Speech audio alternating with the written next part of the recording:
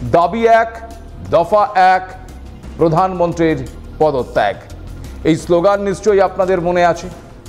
1 বছরের কিছু বেশি সময় আগে এই স্লোগানই উঠেছিল ভারতের পূর্ব পাশে প্রতিবেশী দেশ বাংলাদেশে।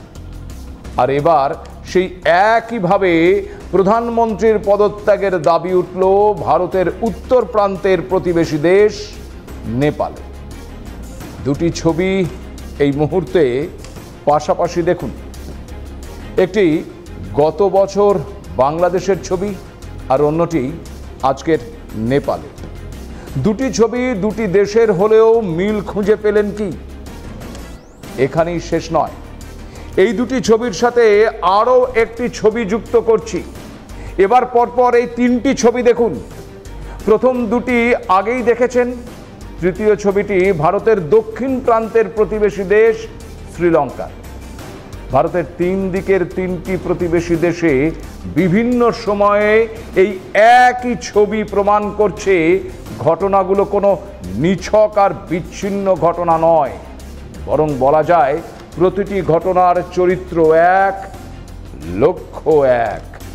তবে কি এই প্রতিটি ঘটনার পেছনেও রয়েছে কোনো একজনের বা একটি দেশের হাত? প্রশ্নটা যেমন প্রাসঙ্গিক তেমন আবার জরুরি হয়ে উঠছে, কারণ এই প্রশ্নের উত্তরেই লুকিয়ে রয়েছে ঘটনাগুলোর আসল কারণ, আসল উদ্দেশ্য। আর সেই উদ্দেশ্য ভারতের জন্য কতটা ঝুঁকিপূর্ণ তাও নির্ভর করছে ওই প্রশ্নের উত্তরে। তবে ওই প্রশ্নের উত্তরে যাওয়ার আগে আসুন একটু বোঝার চেষ্টা করি নেপালে যা হয়েছে বা হচ্ছে তা কেন হচ্ছে। এর আগের এপিসোডে নেপালের রাজতন্ত্রের ভয়াবহ ইতিহাসের কথা আপনাদেরকে জানিয়েছি। নেপাল আবার রাজতন্ত্রে এবং হিন্দু রাষ্ট্রে ফিরতে চাইছে সে কথাও বলেছিলাম। নেপালে আগামী সময় কি হবে তা অবশ্যই নেপালের আম জনতাই সিদ্ধান্ত নেবে, কিন্তু বহিরাগত কোনো শক্তি কি নেপালের ওই যুব সমাজকে পরিচালিত করছে? নিজেদের জেনজি বলে যারা দুদিন ধরে নেপালের বিভিন্ন প্রান্তে পথে নেমে আন্দোলন করছে, ঠিক একই কায়দায় সংসদে ঢুকে ভাঙচুর লুটপাট করছে, মন্ত্রীদের বাড়িতে ভাঙচুর করে আগুন ধরিয়েছে, খুলে ফেলা হয়েছে নেপালের কমিউনিস্ট পার্টির পতাকা। 5ই আগস্ট 2024 বাংলাদেশ ছেড়েছিলেন শেখ হাসিনা।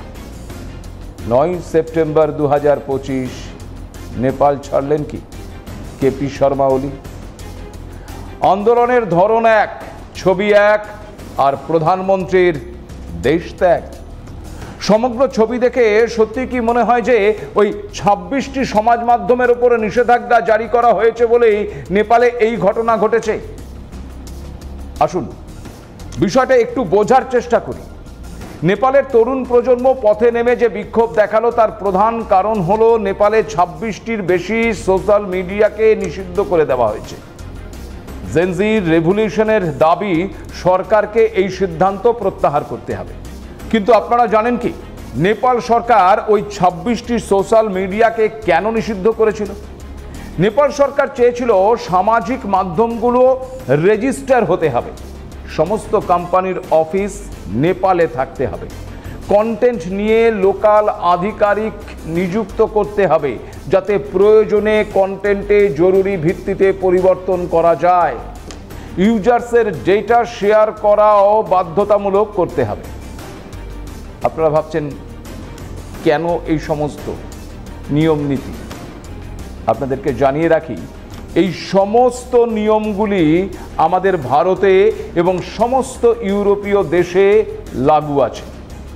তবে কি নেপালের ওলি সরকার এই কাজ করছিল দেশের স্বার্থে, নাকি কারো নির্দেশে এই কাজ করা হচ্ছিল?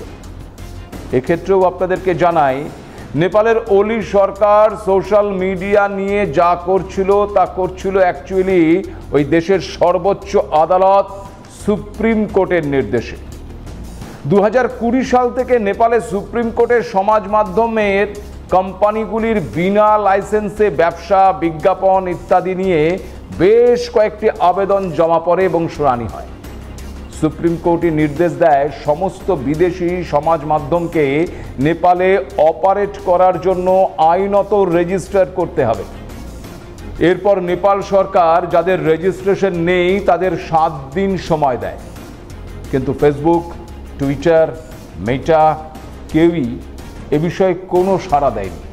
সরকারের সঙ্গেও তারা কখনো কোনো আলোচনাও করেনি, যার পরেই গত 4 সেপ্টেম্বর ওই 26টি সমাজ মাধ্যমকে নেপালে বন্ধ করে দেওয়া হয়, আর যার জেরেই যুব সমাজের মধ্যে ক্ষোভ তৈরি হয়।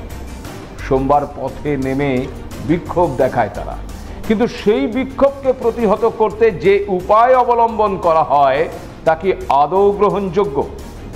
20 জনেরও বেশি মানুষের মৃত্যু যে কখনোই কাঙ্ক্ষিত নয় তা বলাই বাহুল্য। আন্দোলনের জেরে মঙ্গলবার সকালেই পিছু হটে সরকার, সমাজ মাধ্যমের ওপর নিষেধাজ্ঞা তুলে নিতে বাধ্য হয় তারা, কিন্তু ততক্ষণে অনেক দেরি হয়ে গেছে। পুলিশের গুলিতে মৃত্যুর প্রতিবাদে তখন প্রধানমন্ত্রীর পদত্যাগের দাবি জোরালো হতে শুরু করেছে। কারফিউ উপেক্ষা করেই আন্দোলন শুরু হয়েছে নেপালের বিভিন্ন প্রান্তে, আর বেলা বাড়ার সাথে সাথে সেই আন্দোলন ভয়ঙ্কর রূপ নেয়। ঠিক বাংলাদেশের কায়দায় নেপালেও মন্ত্রীদের বাড়িতে আগুন লাগানো হয়, খোদ প্রধানমন্ত্রীর বাড়িতে আগুন ধরিয়ে দেয় আন্দোলনকারীরা। একের পর এক মন্ত্রী পদত্যাগ করতে শুরু করেন।